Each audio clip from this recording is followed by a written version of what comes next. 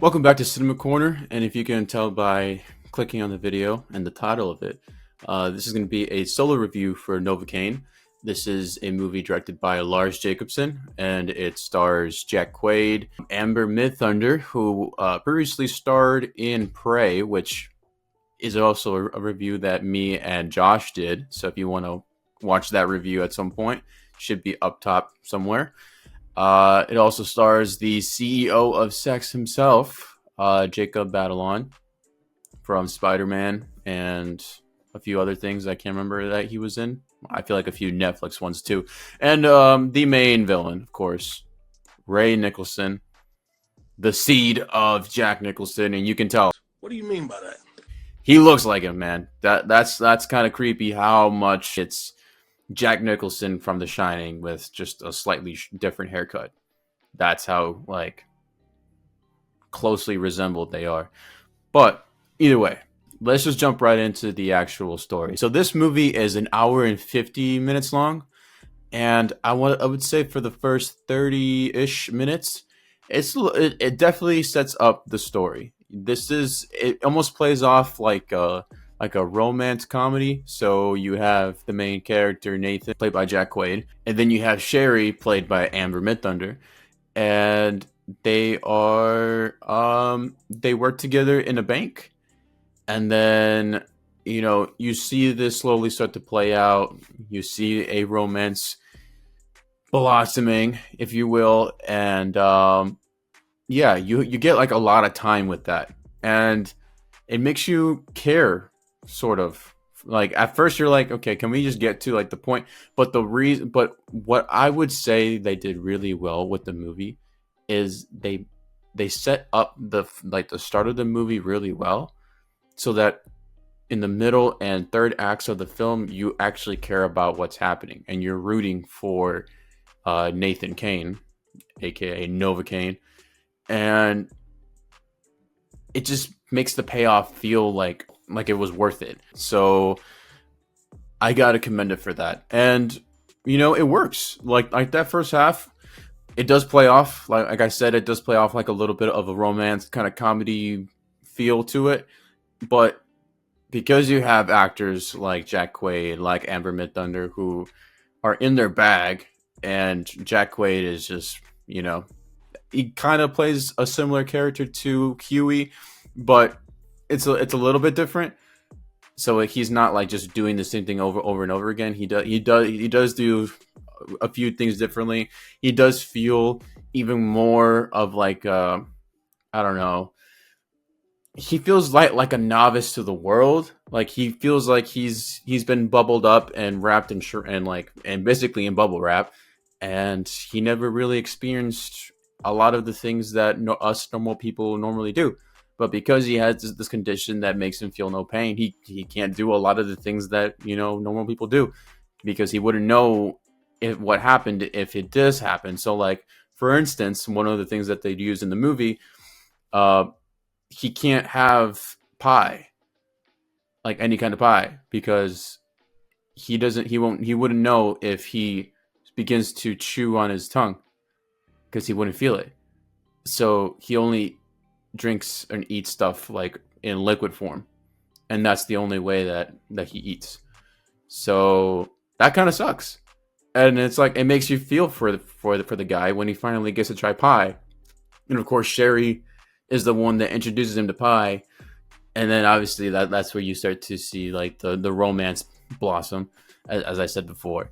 And I bought it. It works. They had chemistry. Both actors were in their bag, like I said, and it made you care for him. It made you root for Nate when he was going on this rampage after a bank heist. Essentially, they're bank tellers, and Nathan is like the manager or the assistant manager of this bank.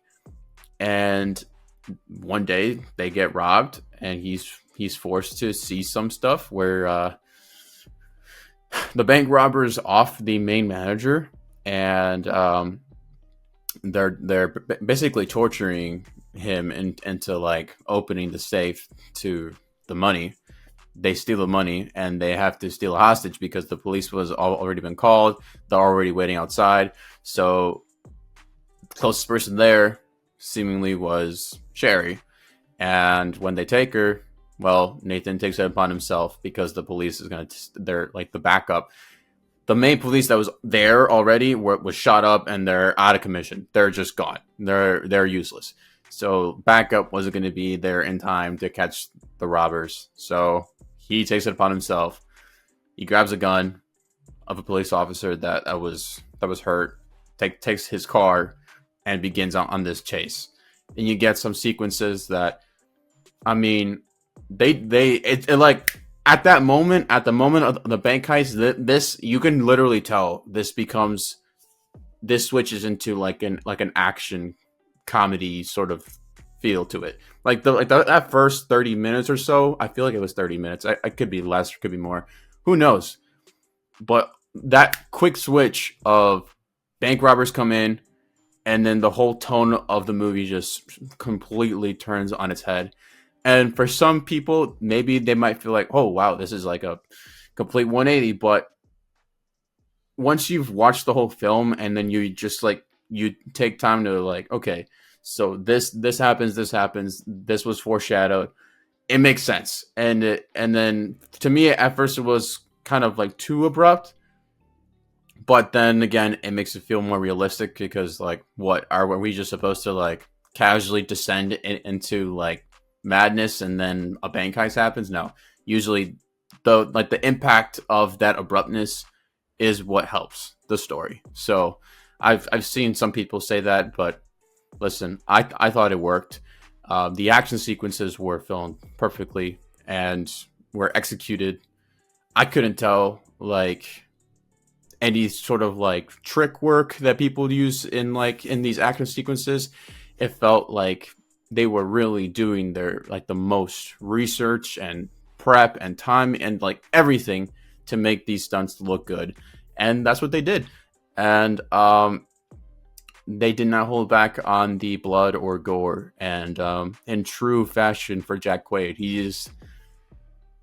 he's mostly covered in blood again, you know, from his time with the boys. He seems to always end up in terrible situations, and that does not change for him in this film either. But the difference is that he technically would be a soup, or he'd be considered a soup, sort of. The difference is that he can die, but I mean, so can most soups anyways. Point is, it was acted really well. It was shot really well. It was funny. It didn't drag. I mean, it was an hour, 50 minutes. Like I said, the first 20, 30 minutes of setup works. In the moment, I was like, okay, can we get to it? But then, like, once it happens, you're like, okay, I kind of appreciate why they went that route to begin with. It was a slow burn, and then, boom, it hits the ground running. So, in terms of the villain, I thought he was fine. I mean, he seems a little more on the generic side, but because you have an actor like Ray Nicholson, and just like he's really, like I said, he reminds me of Jack Nicholson. He did his job. He played that part perfectly. He was a bit over the top sometimes, but I mean, in this kind of film, it's to be expected. It's like if you roll Die Hard with like, I don't know, some romance comedy and something else in there. That's kind of what this movie is. I guess you can also throw in like if anyone's watched Nobody with Bob Odenkirk, that kind of feel too. Like if you mix all those genres and all those movies together, that's what you would get with Novocaine. And if you enjoyed that genre of movies, I feel like you can go to this and have a really good time. Is this like an Oscar-worthy movie? No. But is it entertaining? And the answer to that is a ecstatic yes.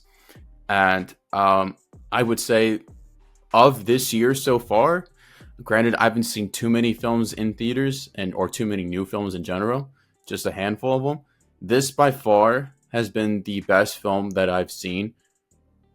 Maybe not on a technical standpoint, but in terms of like how entertained I was and how I left the theater happy and not depressed for once because I just wasted $40 on movie and tickets, probably more like 60. Not nowadays, actually. Not I think about it, it's like $60 if you want to get a ticket, popcorn, a drink, whatever. It's like $60 every trip to the theater. So I didn't feel like I wasted it, and I can appreciate that. I was happy. I was entertained, and that's all I want. You know, I when I go into a film like this, knowing what it is or having a general idea of what it is and leaving the theater happy, that's all I could ask for. So if anyone is a fan of this type of film, this type of genre, I think you can go to the theater and not leave it feeling disappointed. I feel like you will actually enjoy this film. So